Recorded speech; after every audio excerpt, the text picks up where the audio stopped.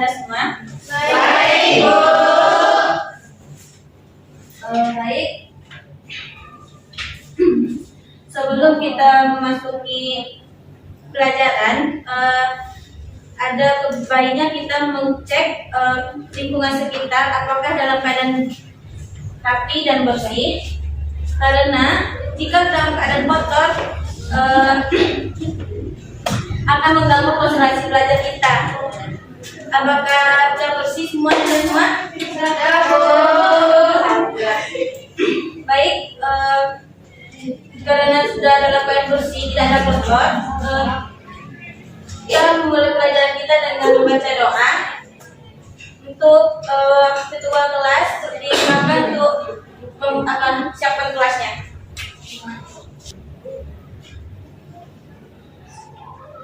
Berdoa. Selesai.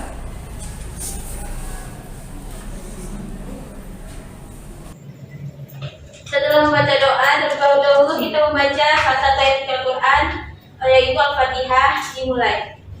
Bismillahirrahmanirrahim. Alhamdulillahirabbil alamin. Ar-Rahmanir-Rahim. Maliki yaumiddin. Iyyaka na'budu wa iyyaka nasta'in. Ihdinas siratal mustaqim. Siratal ladzina an'amta 'alaihim ghairil maghdubi 'alaihim waladdallin. Amin. Kemudian kita akan baca kehadiran. Adakah teman-temannya atau ada yang tidak hadir? Hadir. Alhamdulillah. Baik, kita akan memasuki pembahasan materi kita untuk saudara Nila. Silakan diikuti fokusnya dulu. Nah, materi yang akan kita bahas yaitu sistem pencernaan pada manusia. Apakah Anda tahu gambar apa yang di depan ini? Nah,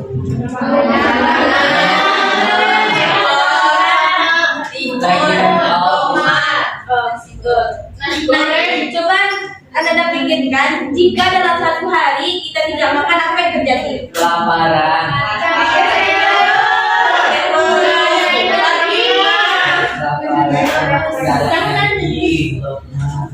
Kenapa? Baik, untuk semuanya, kenapa kita butuh makan? Untuk energi. Nah, jawaban Anda semua sudah betul, dan kita perlu makan karena kita butuh energi. Nah, coba Anda perhatikan gambar dia di depan. Itu dia pakai ini. Perbandingan kurus. Nah, apakah di sini ada perbandingan pada gambar ini? Ada perbandingannya yang mana dalam keadaan sehat dan tidak? Ya. Yang ini yang sehat. Nah, di sini kita bisa melihat perbandingannya. Nah, sebelum kita memasuki materinya atau pembahasannya, kita harus dulu mengetahui tujuan pembelajaran kita, yaitu melalui pelajaran pada materi sistem pencernaan ini, peserta didik dapat memahami zat-zat yang dibutuhkan oleh tubuh serta penyakit yang ditimbulkan dalam gangguan sistem pencernaan makanan pada manusia.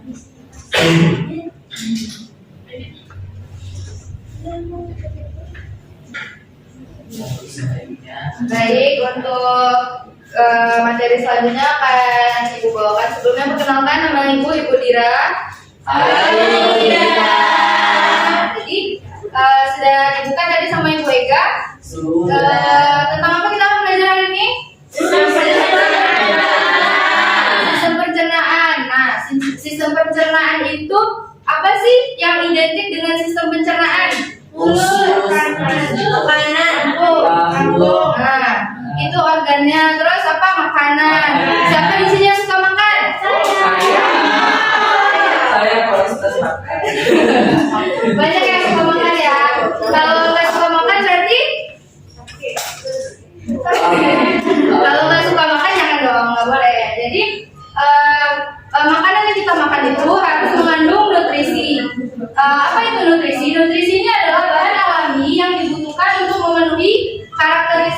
biasanya dari tubuh pertumbuhan, pemeliharaan dan kesehatan. Jadi di dalam nutrisi ini terdapat beberapa macam komponen kan, seperti karbohidrat, protein, vitamin, mineral, terus ada lemak, apa lagi satu lagi? Sudah, apa lagi? Vitamin, apalagi vitamin, mineral, lemak, protein. Nah, terus kebutuhan energi tubuh kita itu butuh energi untuk setiap kegiatan seperti belajar, berjalan ke sekolah. Di sini yang datang ke sekolah ada yang jalan kaki nggak?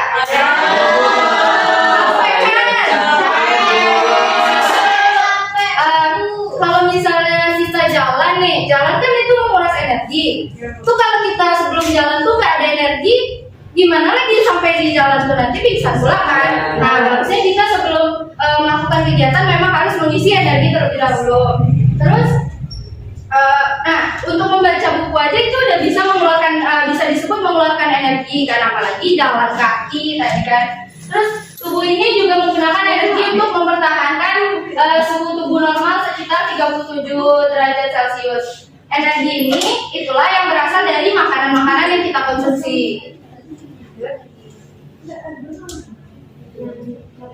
Nah, ini jenis nutrisinya. Salah satu yang telah kita sebutkan tadi rame-rame kan, karbohidrat. Karbohidrat ini adalah komponen utama dari nutrisi yang paling seringlah kita jumpai. Apa aja sih contoh-contoh karbohidrat? Ada yang tahu?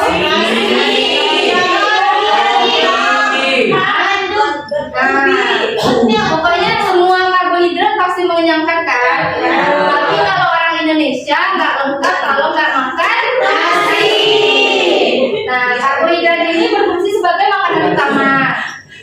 Terus berperan penting dalam proses metabolisme, menjaga keseimbangan asam basa, membentuk struktur sel, jaringan dan organ, serta mendukung dalam proses pencernaan makanan dalam saluran pencernaan seperti selulosa. Terus juga siapa yang pernah konsumsi obat?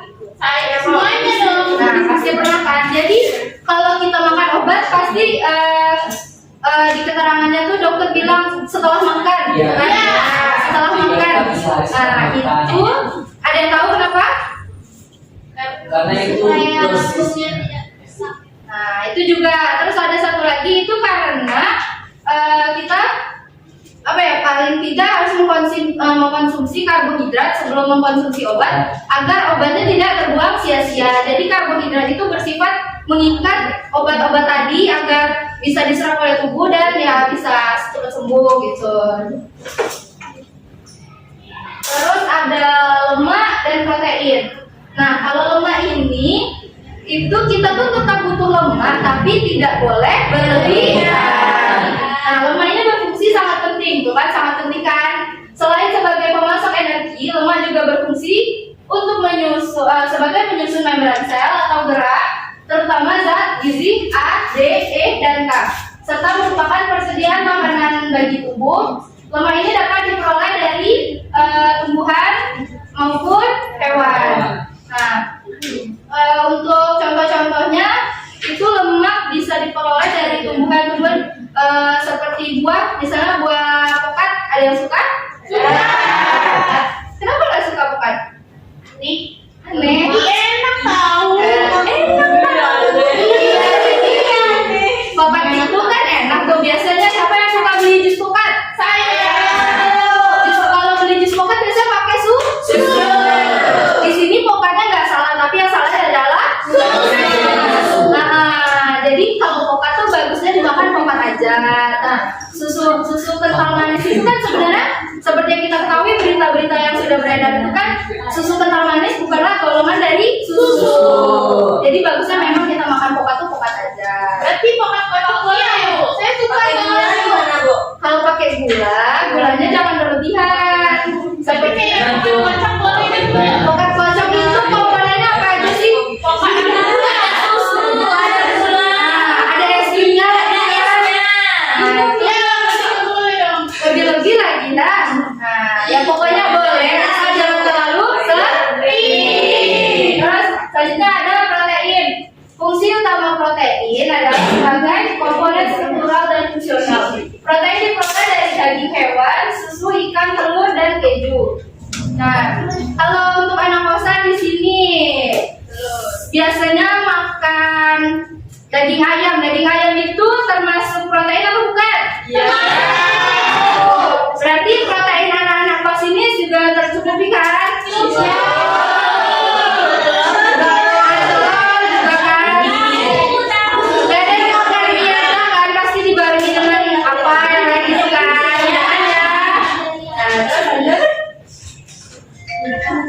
Terus ada vitamin. Untuk vitamin ini juga kalau bisa kita mengkonsumsi vitamin setelah makan seperti yang sebelumnya dijelasin tadi.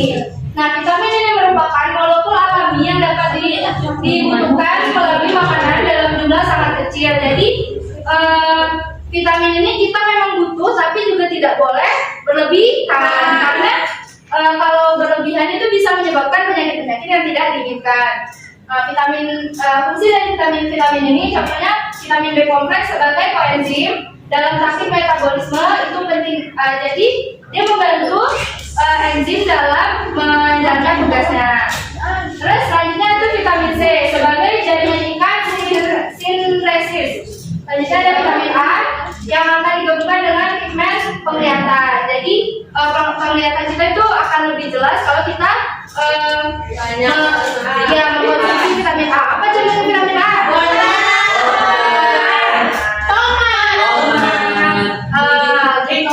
Terus selanjutnya ada mineral. Apa? Oh, limbah. Ada yang suka limbah di sini? Banyak yang suka limbah ya.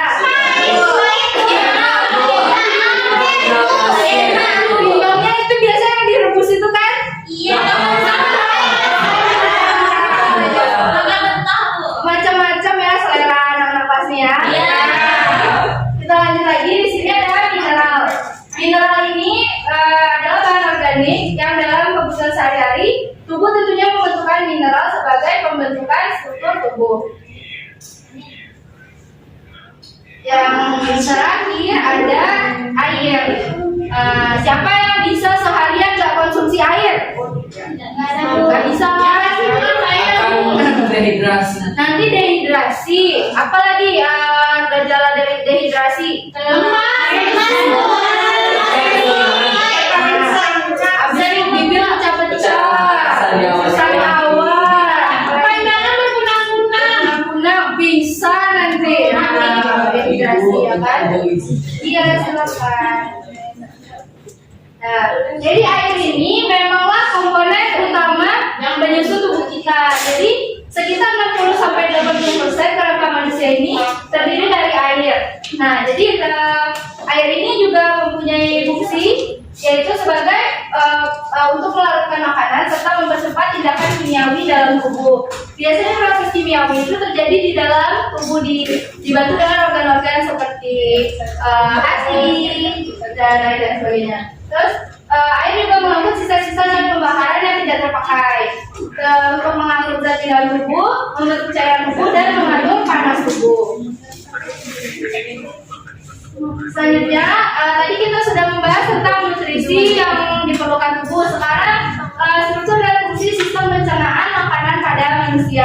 Jadi inilah penghantar makanan-makanan kita agar bisa diserap oleh tubuh. Jadi makanan diolah dalam tubuh melalui 4 tahap yaitu ingesti, digesti, absorpsi, dan defekasi. Nah, jadi proses pencernaan dalam tubuh itu terbagi menjadi 2, yaitu pencernaan mekanik dan kimiawi. Mekanik itu proses pencernaan yang dilakukan tanpa enzim. Contohnya itu pada mulut, yaitu jadi proses pencernaan mekanik itu terjadi di mulut dan diproses seperti dikunyah sehingga makanan tersebut dapat ditelan. Setelah ditelan, barulah makanan tersebut berjalan sampai ke mulut. Setelah itu barulah terjadi proses pencernaan kimiawi. Proses pencernaan kimiawi itu adalah proses pencernaan yang dilakukan dalam bantuan enzim.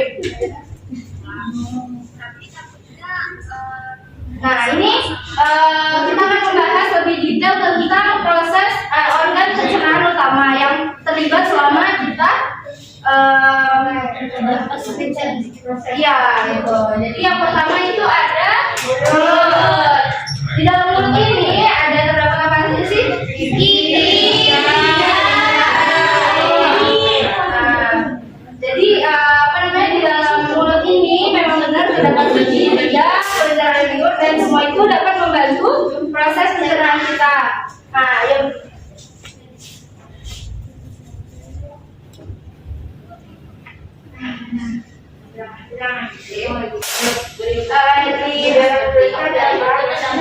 dalam mulut terdapat yang seperti yang Nana sebutkan tadi, itu ada gigi, lidah, terus pencernaan liur. Nah, jadi air liur di sini mengandung mukosa atau lendir, senyawa yang berfungsi sebagai antibakteri dan enzim amilase atau dikenal dengan enzim hyalin. Enzim ini akan memecah molekul amilum menjadi molekul maltosa.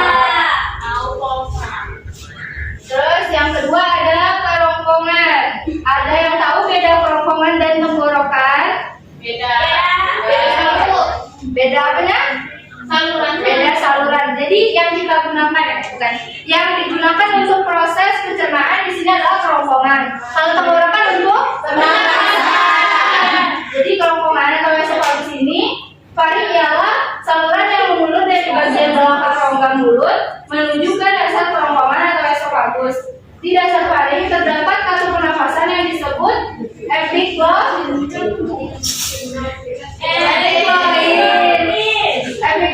ini berfungsi untuk menutup ujung saluran pernafasan atau laring, agar makanan tidak masuk ke saluran pernafasan yang disebut tenggorokan. Terus ada lambung. Lambung ini yang paling sensitif lah. Pasti ada dari anak-anak sekalian yang punya penyakit lambung. Asam lambung. Sering makannya telat. Jadi lambung ini kerja penting. Dia bekerja dan mengatur saraf manusia yang berkaitan dengan makanan. Pencernaan yang berlangsung pada lambung yaitu pencernaan mekanik dan kimiawi. Untuk pencernaan secara mekanik, bagian otot lambung berkontraksi mengaduk-aduk bolus. Sedangkan secara kimiawi, bolus bercampur dengan getah bening. Terus ada usus halus. Usus halus ini terdiri dari duodenum, jejunum, dan ileum. Usus halus merupakan tempat 90% pencernaan dan penyerapan makanan terjadi, dan 10% terjadi di dalam perut dan usus besar. Fungsi utama usus halus adalah sebagai penyerapan gizi dan air dari makanan usus halus, dan dibedakan menjadi 3 yang seperti Ibu sebutkan tadi. Duodenum itu berfungsi sebagai tempat pencernaan makanan kimiawi. Jadi dia pertama kali lewat sini dulu. Terus duodenum dan ileum berfungsi sebagai tempat sari-sari makanan atau zat gizi sederhana. Selanjutnya ada usus besar. Jadi usus besar ini adalah seperti labuhan terakhir. Jadi usus besar ini adalah organ pencernaan yang terhubung dengan usus halus.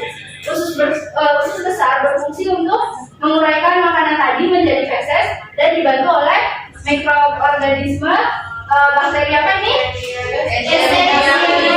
Atau biasa dikenal dengan bakteri E. coli. Di usus besar terdapat beberapa bagian, yaitu usus besar sebagai tempat pemadatan feses atau penetapan kembali air dari sisa makanan. Ada rektum sebagai tempat menyimpan feses sementara. Ada uken cacing yang berbentuk memanjang seperti cacing. Jadi segmen ini bisa membengkak jika ada sisa makanan yang tersumbat di dalamnya, kemudian menjadi penyebab radang usus buntu. Kalau usus buntu itu kan berarti ada pemicunya. Kalau terjadi radang usus buntu kan, ada yang tahu di sini pemicu dari penyakit radang usus buntu?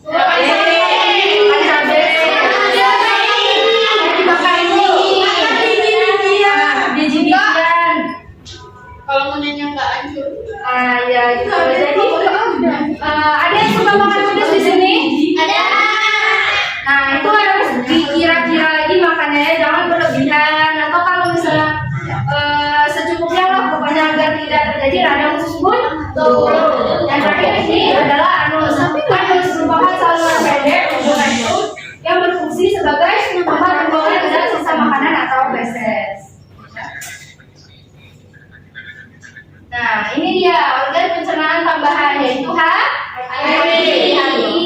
dibantu juga ada pankreas, ada juga kantong empedu.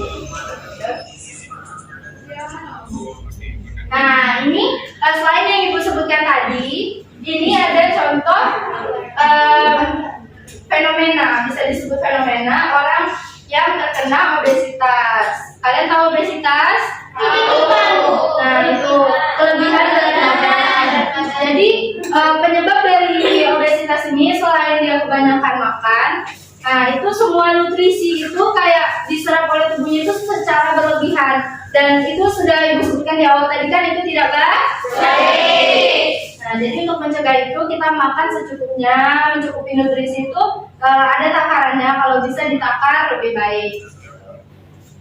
Baik, untuk materi yang telah Ibu sebutkan tadi sepertinya sudah cukup jelas kan anak-anak?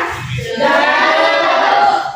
Untuk lebih jelasnya lagi kita Ibu mau bagi kalian ke beberapa kelompok, dalam kelompok besar aja ya biar lebih cepat. Ibu bagi jadi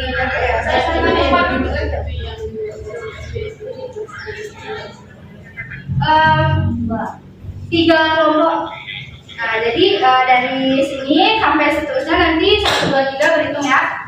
Boleh silakan. 1, 2, 3. 1, 2, 3. 1, 2, 3. 1, 2, 3. 1, 2, 3. Nah, jadi sudah tahu kan kelompoknya yang tadi kelompok 1 boleh angkat tangannya? Boleh diperhatikan teman-temannya yang mana aja. Kelompok 2, kelompok 3. Nah, boleh langsung memisahkan diri ke kelompok masing-masing. Di mana? Boleh berderet aja 1, 2, 3. Jadi duanya di tengah, 1 dan 2-nya di diri. Itu di mana? Ibu satu di sini.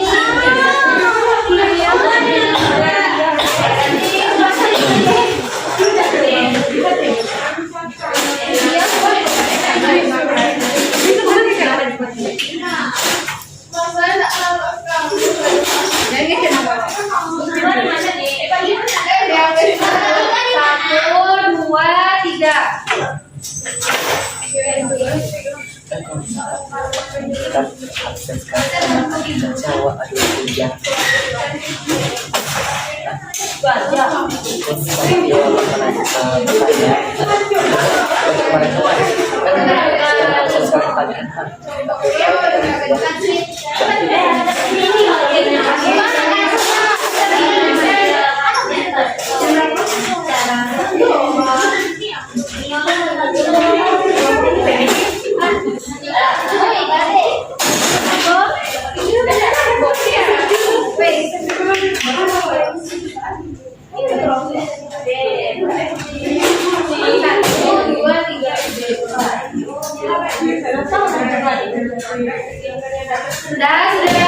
Sudah duduk di kelompok masing-masing.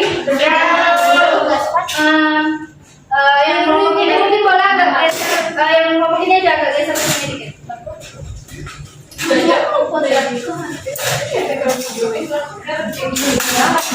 Enggak juga gitu. Enggak ada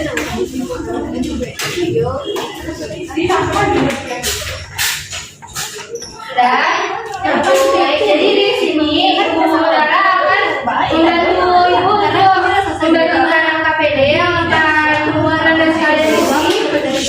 Suaranya perhatian dulu. Populakan. Jadi ibu Dara akan membagikan LKPD yang berisi satu atau 2 gambar yang akan kalian identifikasi. Boleh kalian tulis apa saja yang ada di kalian perhatikan gambar itu, apa yang ada di dalam pikiran kalian kaitkan dengan pembelajaran kita pada hari ini. Tulis saja semuanya. Nah, udah, makasih Bu Dara. Jadi kelompok ya.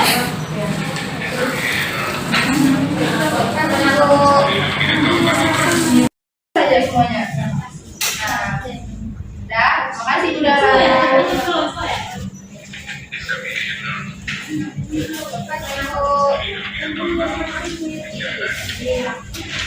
Untuk soalnya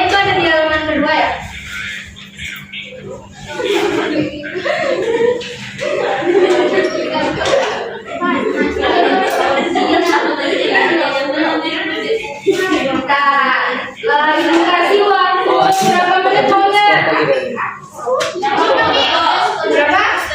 10 menit. Ibu tunggu 10 menit untuk mengisi dari nama, kelas, sampai ke destinasinya.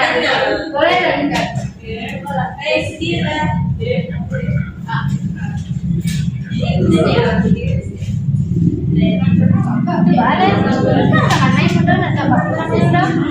Coba cek dulu.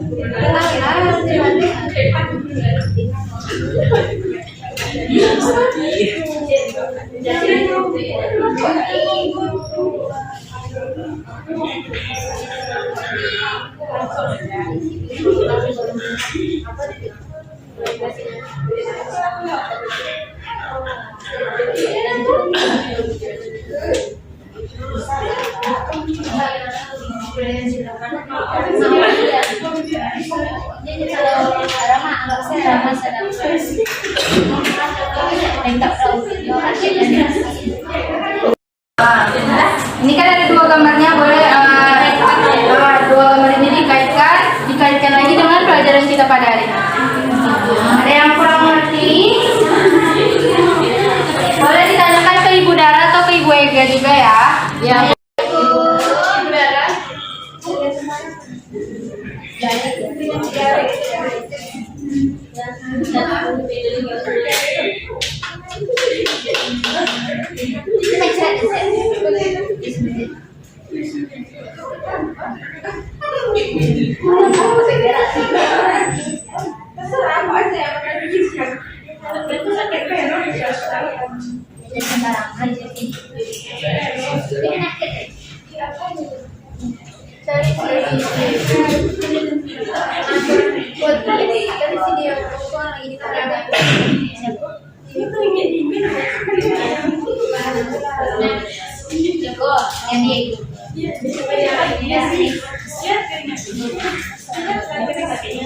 Udah selesai? Sudah selesai? Nah, kalau udah selesai, LKPD-nya boleh diletakkan aja di meja. Boleh? Perhatiannya kesini dulu sebentar. Iya, Bu. Perhatiannya kesini sebentar. Sekarang Ibu akan minta kalian untuk mempresentasikan apa sih yang sudah kalian tulis, apa yang sudah kalian pikirkan. Isi pikiran kalian tuh apa sih, Ibu pengen tahu. Nah, jadi untuk menentukan siapa yang akan presentasi, kita akan melakukan sedikit ice breaking juga. Yuk, boleh semuanya berdiri. Ambil posisi senyaman mungkin. Berdiri dong. Kalau berdiri gimana jalannya? Ya, berdiri dulu.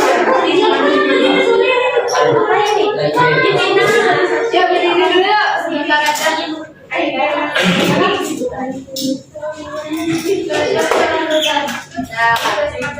Anda sekalian pasti tahu permainan ini. Jadi nanti ikuti suara Ibu. Oke. Sekali lagi cluenya, ikuti suara Ibu. Oke, Bu. Jadi jangan terkecoh oleh apapun. Jangan terkecoh oleh apapun.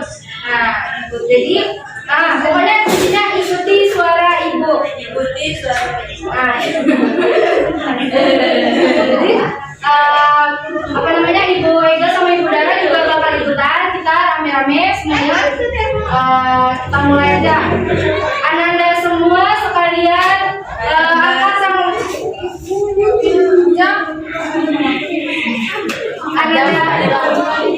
Ananda sekalian angkat kedua tangannya. Boleh pegang kepala. Boleh pegang kaki. Ikuti Ibu. Ikuti.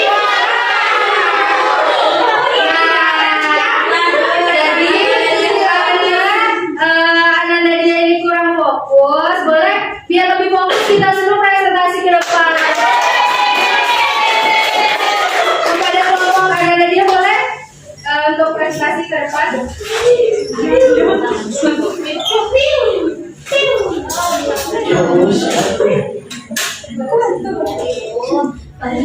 tulisnya.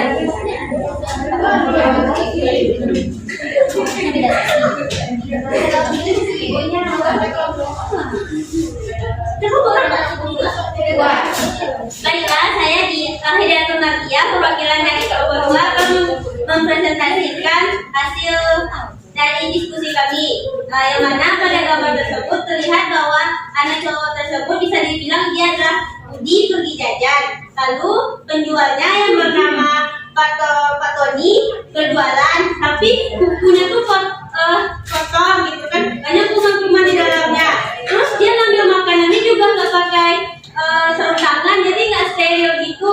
Lalu si Budi ini makan, ternyata di dalam makanan itu banyak apa namanya tuh bakteri atau apa gitu kan, sakit perut si Budi jadinya gitu kan. Jadi menurut kami itu identifikasi masalah dari topik ini. Sekian presentasi dari saya. Benar sekali untuk yang disebutkan Nadia tadi sudah sangat benar. Jadi sudah kita ketahui apabila kita makan makanan yang kurang higienis sembarangan di pinggir jalan seperti itu akan menyebabkan sakit perut. Jadi sakit perut ini kita sebut sebagai gangguan pencernaan. Nah, jadi itulah pentingnya untuk cuci tangan sebelum beraktivitas, apalagi untuk memegang makanan, gitu kan. Daripada kumannya yang terserap ke tubuh, lebih baik nutrisinya yang terserap ke tubuh. Jadi untuk selanjutnya kita akan evaluasi yang akan dipimpin oleh Ibu Dara. Kepada Ibu Dara, saya persilakan. Baiklah, sebelum masuk ke pembahasan selanjutnya, bagaimana terlebih dahulu nama Ibu Dara Adina Putri. Hai Ibu Dara. Baiklah, anak-anak semuanya, ditunggu dulu. Baiklah, anak-anak semuanya, berdasarkan proses pembelajaran yang telah kita laksanakan tadi, mulai dari penjelasan materi mengenai sistem pencernaan pada manusia. Yang pertama itu ada nutrisi. Pasti anak-anak semua sudah tahu kan, nutrisi itu sangat penting bagi tubuh kita karena sebagai sumber energi. Baiklah, nutrisi ini terbagi menjadi 6 jenis. Yang pertama itu ada karbohidrat, ada protein, ada lemak, ada vitamin, mineral, dan yang terakhir itu ada air. Nah, untuk selanjutnya itu mengenai penyakit yang disebabkan oleh gangguan sistem pencernaan. Nah, itu semua sudah Anda bahas tadi melalui diskusi. Apakah Anda sudah paham? Sudah. Nah, kalau sudah, Ibu akan menguji kalian dengan melakukan evaluasi. Izin kelas kita Bu, silakan. Terima kasih Bu. Tolong silakan.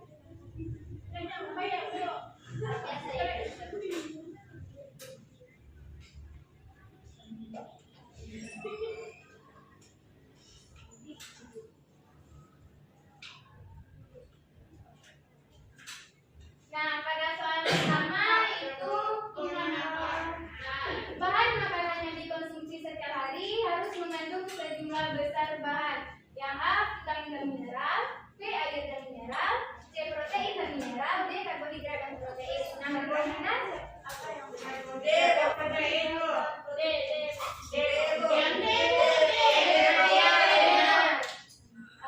Selanjutnya. Nah, soal yang kedua itu jenis zat makanan yang menghasilkan energi tinggi untuk saluran berat yang sama itu dengan nilai sendiri ABCD-nya. Misalnya, yang benar. Karbohidrat, Bu. Karbohidrat. Ya. Protein, Bu. Iya, protein. Karbohidrat.